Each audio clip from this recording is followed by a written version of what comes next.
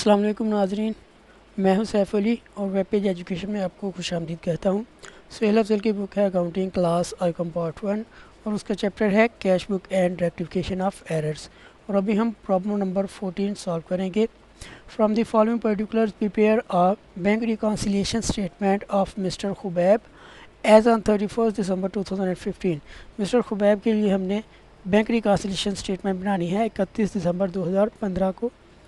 Balance as per passbook rupees 5434, 5434 रुपये balance है passbook का और ये नॉर्मल बैलेंस है, ये क्रेडिट ओवरड्राफ्ट नहीं है, इसलिए ये क्रेडिट बैलेंस होगा।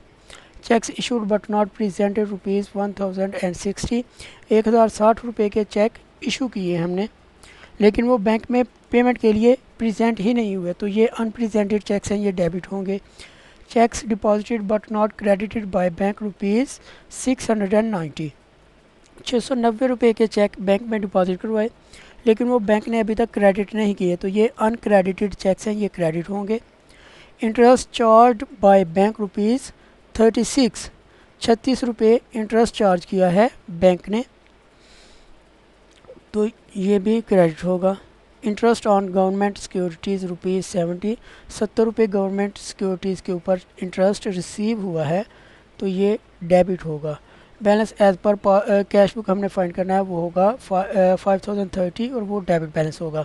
सबसे पहले ऊपर हम प्रोप्राइटर का नेम लिखेंगे मिस्टर खुबैब, फिर bank reconciliation statement and next as on 31 दिसंबर 2015। तो पहली इंफॉर्मेशन है balance as per passbook rupees 5434, ये क्रेडिट बैलेंस होगा। नेक्स्ट अब इसमें जो जो एंट्रीज ऐड होनी है, सबसे पहले क्रेडिट होने वाली एंट्री है C entry, cheques deposited but not credited by the bank rupees 690। Next interest वाली एंट्री है, तो इंटरेस्ट चार्ज होगा, interest charge by bank rupees 36, इन दोनों का टोटल करेंगे 690 में 36 से जमा करेंगे तो ये 726 हो जाएगा। अब 5434 और 726 इनका टोटल करेंगे, ये हो जाएगा 6160 रुपये और ये क्रेडिट बैलेंस होगा। अब डेबिट एंट्रीज जो हैं वो लिख लेते हैं और वो इसमें से लेस होंगी।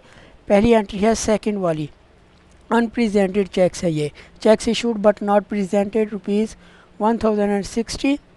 और नेक्स्ट एंट्री है ई वाली, interest on government securities rupees 70, इन दोनों का टोटल किया तो ये 1130 रुपये आ गया।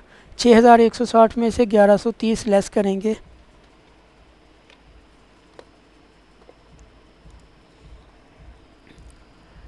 $6160 में से 1130 रुपये माइनस किए तो ये आ गया 5030 और यही बैलेंस हमने फाइंड करना था।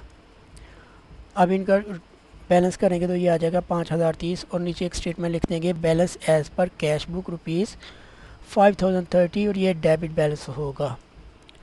यहाँ पे हमारा सवाल कंप्लीट होता है। शुक्रिया नाज़रीन।